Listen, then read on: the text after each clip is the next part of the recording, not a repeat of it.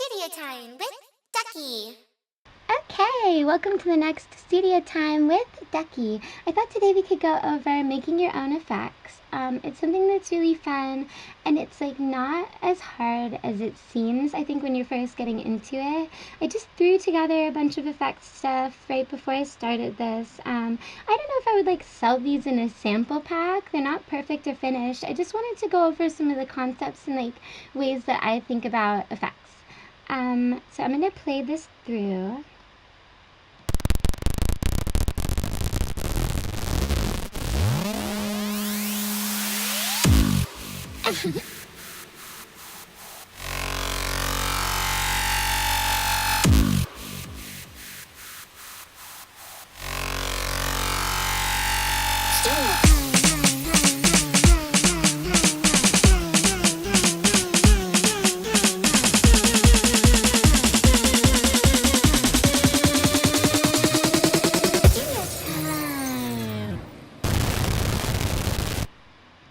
Yeah, so you can hear there's like a bunch going on. I'm just gonna start from the beginning with these two ways to make like noise. So the first one,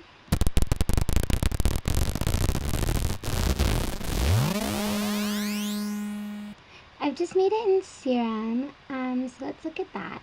So it's really just stock Serum stuff. I have a sine wave, and then I have the sample hold filter on, and I've just automated the cutoff.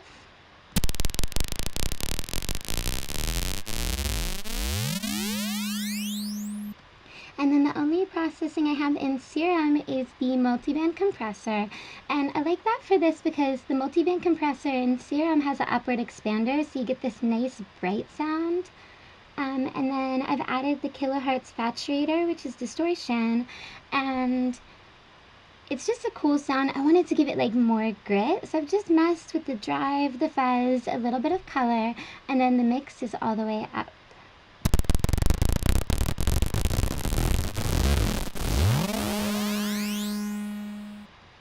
Yeah, and so the second way I've done noise is at the end, just for like a staticky effect. And for that one, I have the same processing with the saturator.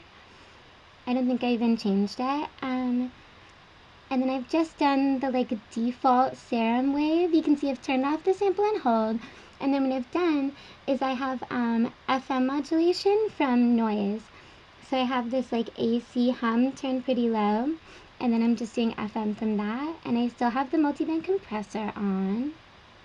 So if you want to listen without the saturator,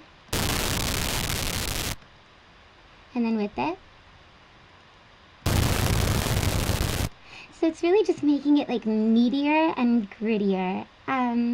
But that's it. So that's some ways to make noise. So let's keep going. I have a little riser here. And what have I done? Let's see, I put a utility on, but I didn't end up using it. What I might have done is if I wanted to mess with the volume, I might have just done automation on the gain, which is better than doing automation on the track volume, because then if you want to mix down later, you're not dealing with like messing up your automation. So that's a good trick. And then what I've done in Serum for this is I literally just have the AC hum. I have this LFO modulating pitch and level, and I have a multiband compressor, some EQ to take out those low frequencies, and then some reverb. And I've taken off the high cut and I've put some low cut in there because to me, like with whitish noise, you want or at least I don't like the low frequencies. It's supposed to be this like very airy thing. So that's why I've done that. And that's it. So all I've done for the LFO is it just goes straight up, and you can see I've made it 1 bar long. So if you wanted to make it longer, you can just adjust that length. So that's that one. Oh, messed up my automation. And then the next thing I've done is like an effects kick. And this is really fun to make actually. I made this in Serum. So I'm going to take off the processing. And then I did something kind of fun. I took a kick that I had already made and I brought it into my noises folder. which you can do if you go to menu, do show serum presets folder. Yeah. Oh, you can see my screen recording program. That's fun. Whatever. And you can go in here, right? And you can actually drag in sounds that you want. So I have some kicks that I put in. Yeah. So I'm using one of those kicks, a distorted kick. And then I've messed with the envelope. And that was because it had this like kind of click at the end. And I think it had something to do with the envelope of the noise in Serum. So I've just taken away the sustain and done a hold. So I'm just getting the part of the sound that I want. So that's that.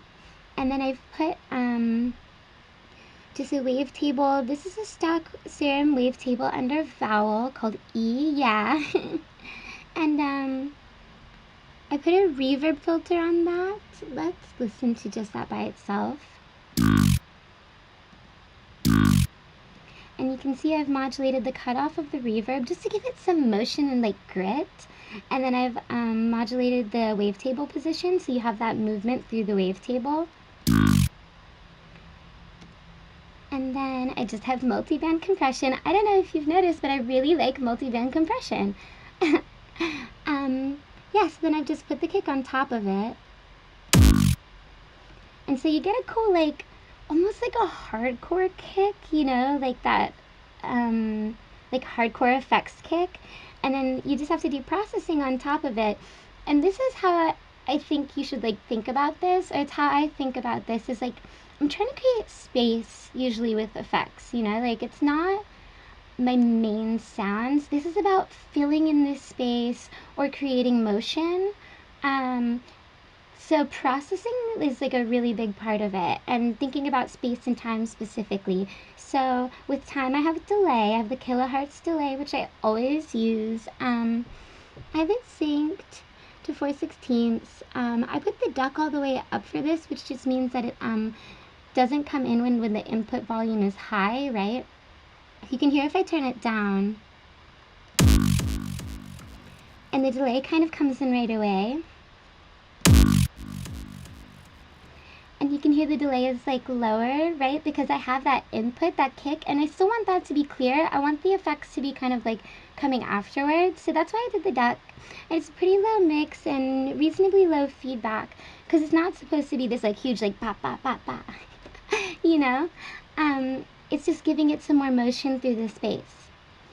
And then I have the Fab Filter Pro R Reverb. And I just messed with the default settings. And one thing I want to point out is I did a pretty serious low cut here. And, here. And I've done this because to me, like, low frequencies with reverb can get very muddy very fast. And I want the hall effect, right? That big space.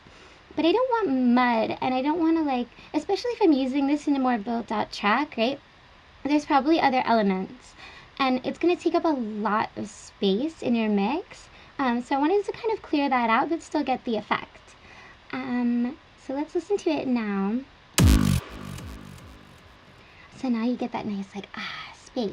And a lot of people have asked me to go over reverb, which is a big concept.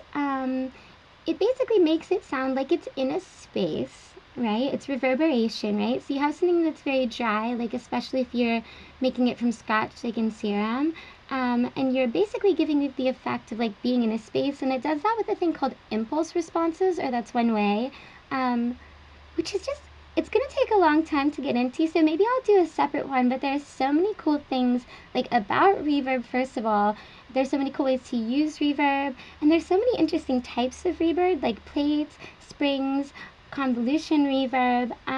So I would encourage you to start messing with reverb because it's really fun, although I will give you this caveat that it's, I think, one of the biggest things that is guilty for like making someone's mix unclear. It's really easy to overdo it, but if you're using it right, I think it gives a lot of character, and it can breathe some life into something that's otherwise very flat. So just to go over what I've done with this one a little bit, you can see it's kind of cutting these super highs to, I've got it more towards dark. I didn't want like this super bright. You can listen. you know, it's supposed to be kind of a dark effect, so I put it towards dark. It's kind of clean, medium between close and far. I love this like space setting in the Pro R. I like the decay rate kind of long for this because it's supposed to be this drawn out like hall effect. And then I have the stereo width pretty high, and then not a super high mix, but not super low either, because I do want like a pretty pronounced effect, right? Like it's an effect kick. So that's kind of how I thought about it. So there is my effects kick. And then the next thing I've done is this sort of like effect bass thing, which is a trick I really like to do in like breakdowns, especially I think if you're trying to make like big stage tracks. It creates a lot of emotion. So I've basically done what I would do for bass sound design. I've taken, I'm trying to do all stock serum wavetables for these now because I just think it's more helpful. I want you to know that like you can really do this yourself, you know. So I've taken one, it's called Schratz. And I've done my favorite trick, sync 1/2 window on the B oscillator with the level all the way down. And then I have 2 LFOs here. And what I've done for the first one is I'm modulating the wavetable position, the level, and FM from B. Let me turn off the extra processing here.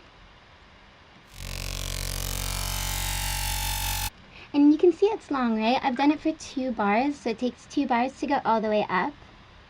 And I'm thinking about like trying to create this like long drawn out sound and like motion, right? So that's why it kind of goes, and I want the change to occur throughout the entire length, and it's 2 bars long. So that's why that's 2 bars.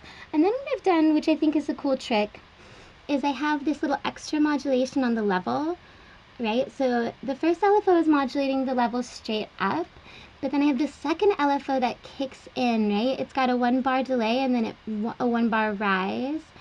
And that's about how long it takes the LFO to start kicking in and becoming all the way intense. And you can hear what it's doing if you listen. And if you watch the level, you can see what it's doing. Watch this little blue dot here. So it's cool. It's getting this like extra wobbly effect just at the end. And I think kind of delayed effects is really cool for movement, right? And I think for things like this, the whole philosophy is about like filling space, but also moving time forward, you know, like how am I carrying you forward? So this is a cool effect I like to do, these like weird bass sounds. And then super simple processing. I just used hyperdimension, which gives the effect of unison, and then a multi-band compressor every single time. And then I've actually used Saturator again. I really like Saturator for effects. So let's listen to it with that on. And you can see I really pumped it this time, the drive, the fuzz, and the color.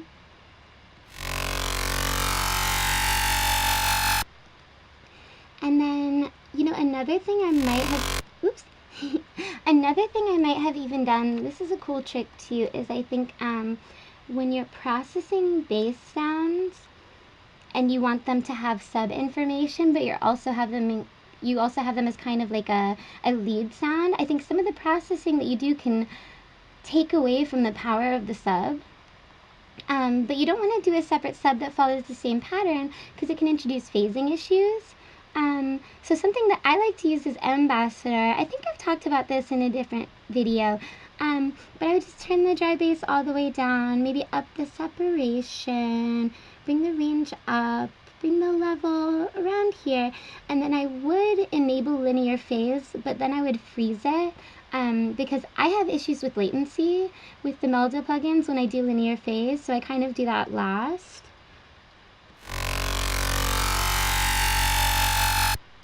And if you're listening on headphones or speakers, hopefully you can hear the difference there.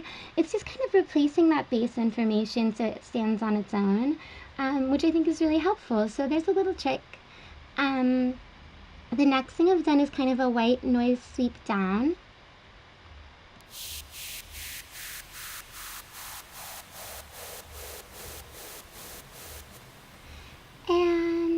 this is like a really important sound in dance music. It's used like all the time. I use it all the time. It's one of the best sounds in my opinion for like, first of all, filling space, but also motion, like when a drop hits. I love like side-chained white noise. I think it has such a great effect.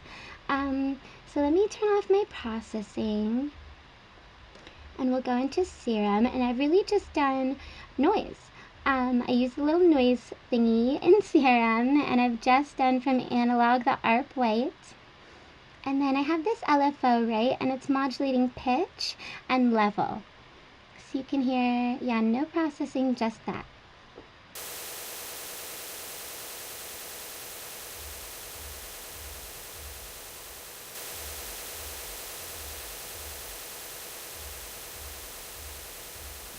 And I've actually made the LFO 8 bars long, but it's only going for 4 at a time, and I set it up with to be triggered every time the note is played, which means that the LFO restarts when a new note is played. So it's only going through the first like 4 bars of modulation. So if I wanted a more pronounced effect, I could just take this down to 4.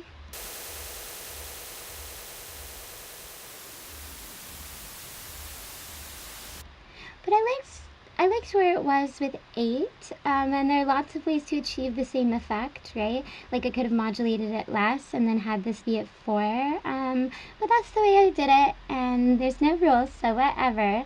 So then the next thing I've done is I've just done Volume Shaper, which is my favorite like side chaining tool. And I've just done synced with the beat, quarter notes, so it's just ducking. So now I have that rhythm, right, and it's like carrying you forward. And then I've done an auto filter with the resonance like pretty high. Oh gosh, there we go. Let's go back. I messed up my automation. It's fine. So yeah, so this is an Ableton stock filter. I really like it. And I've just automated the frequency, and I've left that resonance pretty high, so you get the effect of it boosting a moving frequency throughout the white noise.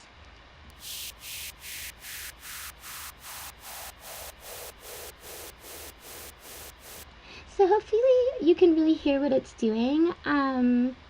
Like that boost, and kind of the way it has the effect of making it sound like the pitch is moving down, even though what it's doing is it's just boosting a frequency, right? And then it's moving down the spectrum. So the part that's louder moves lower throughout the frequency spectrum, but it's giving that effect.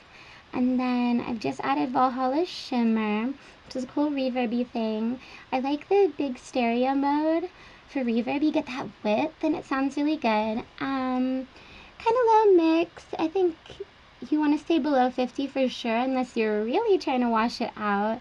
And I've already cut the frequencies pretty well, so I guess I could do a little more low cut. But I like the high cut where it is. This is pretty much default settings except for the mix and the big stereo, and it just gives that space.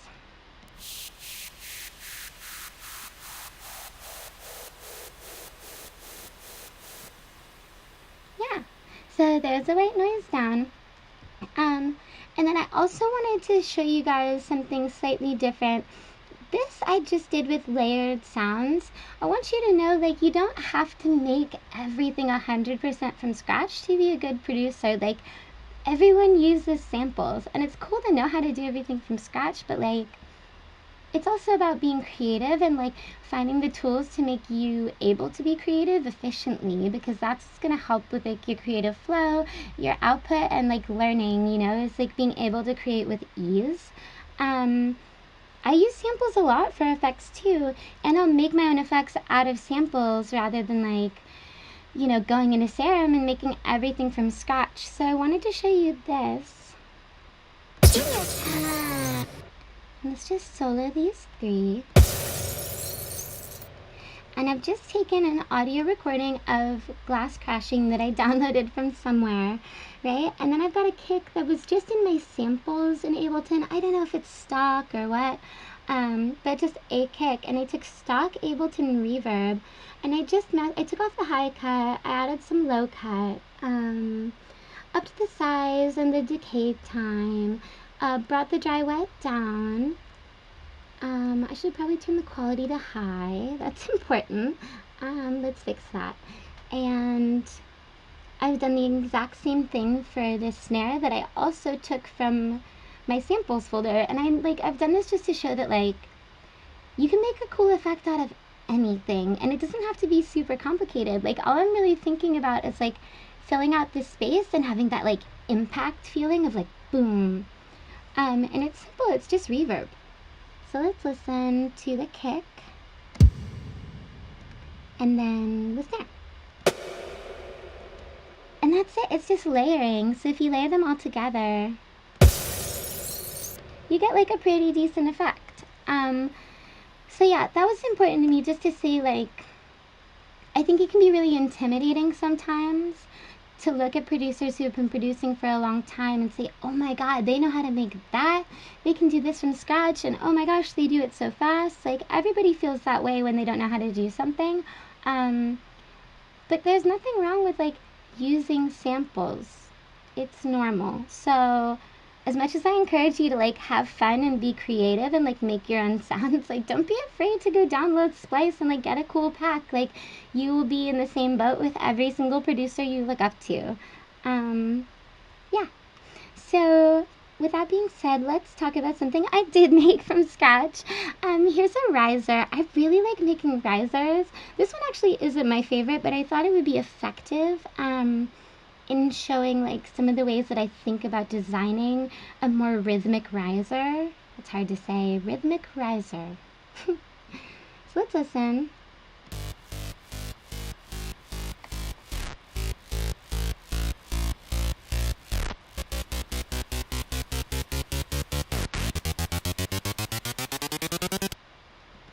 Yeah, so I've automated a few things here. I'm gonna turn off I'm gonna keep the utility on, so you can hear the gain coming up. That's just volume. And then we can go into serum. So I've just taken the default sound, I brought the unison up and then turned the detune down. I actually usually turn random down too. And then all that I'm modulating with the LFO is the level. So that's how I'm getting that rhythmic sound, da da da da. So you can see I've made it a super blocky LFO, so it's just up and down. And you can see I haven't turned the level all the way down when it's at the bottom, so it's not cutting completely out. You can do that too. Oh, I kind of like that better. Okay, let's leave it. And then I just have my multiband compressor, big surprise. And then what I've done is I've gone into the matrix here, and I've routed macro 1 to the LFO rate. And then you just click on this thing to do the destination, right? So it's either it goes up and down or it just goes one way. And then this is the amount that it affects it, right? It's the depth. So I have this macro here, right? And you can automate the LFO rate, but it's kind of finicky. And I find that it's easier to just automate a macro. So that's what I've done. You can see right here, I've automated the macro in steps. So it goes like this.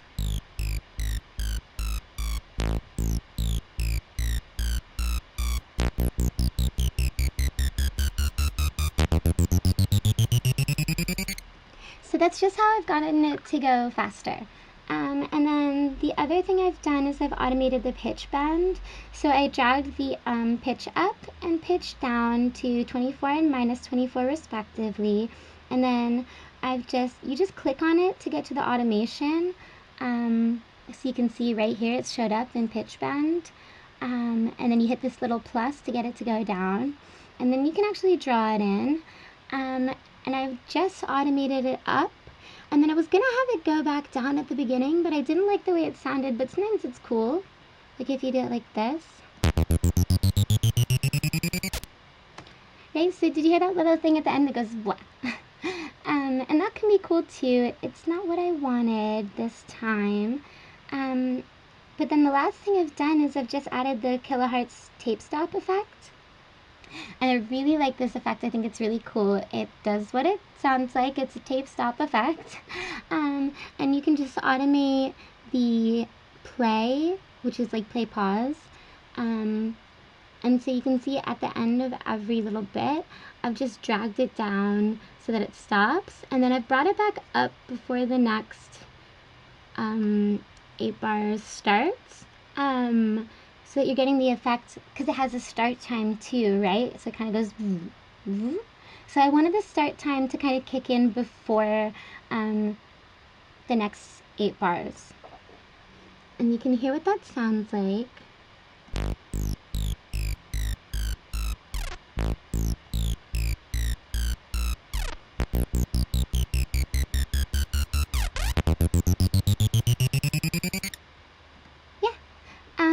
So that's how I did that. I really like the tape stop effect for risers. I think it adds a lot of motion. And I think those are like the basic things to think about is like pitch, bringing it up, it is a riser, and then rhythm and rate. So giving it some kind of rhythm and then increasing that rate so it has the effect of speeding up. And then I automated the gain on the utility so it gets louder. So what it all amounts to is like a building up effect, which is the idea behind a riser, right? So that's that. And then I thought quickly, because I think effects and builds go hand in hand, I did do a couple of other processing things and arrangement things. I did make this little build.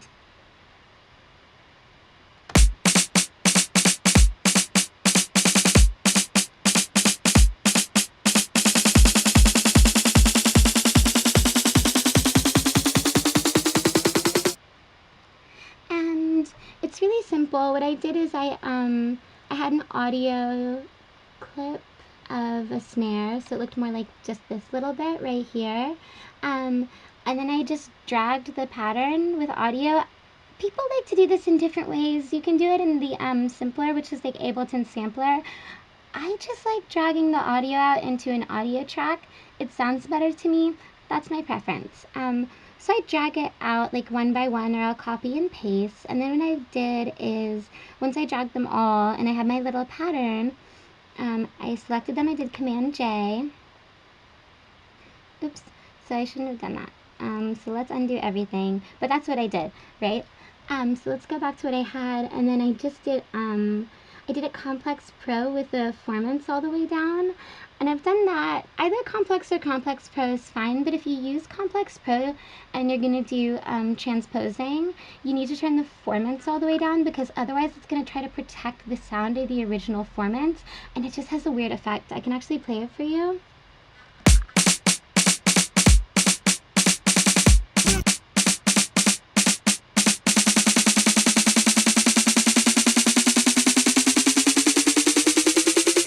Versus with it down.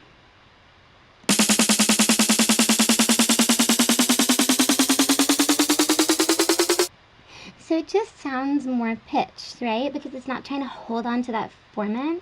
And yeah, so what I've done is, like, I did that. You hit this little E to get to envelopes, and then you just go to Transposition Modulation, and then I really just drew it, right? So I put one node here so it would stay at 0, and then I put one node up at 12, and then it starts as a straight line, right? And then you just hit Option, and put your cursor near the line to do bending.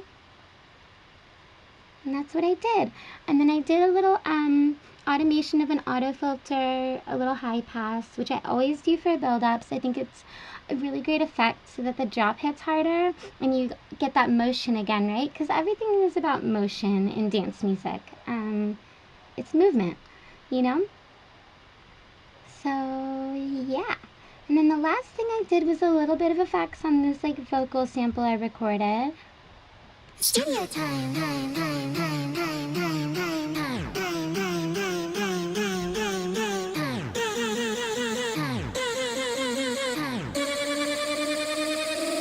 Studio time. So the way I've done this is, first I have my basic vocal processing. So I have like a EQ just to like preset, but then I've brought the high pass up, and then I have a de-esser. This is just like standard anytime you're processing a vocal. I've used the LA2A, which is an opto compressor. This is an emulator by UAD. I love UAD plugins. Please sponsor me. They use DSP, which is digital signal processing, to emulate analog gear, and it has an amazing sound. And this is a really good compressor for vocals. I know we're not going into vocals really, but just so you know. And then the way I've gotten that like low doubled effect is with the Waves doubler. And it's a preset. It's called Dark Fader. I use it a lot, and it sounds really cool. Studio time.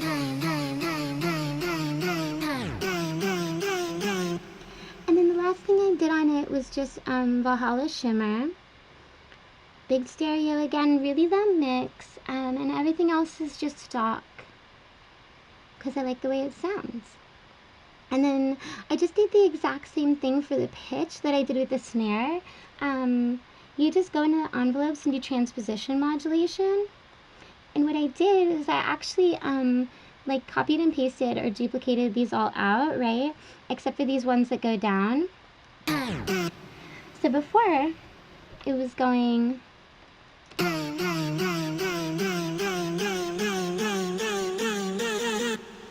right? But then I separated one, and I just did transposition like really low down, which is how you get that cool like record stop effect. It's really simple. You can just look right here. Just goes low. That's it. And then I just copied and pasted that at the end of every bit here.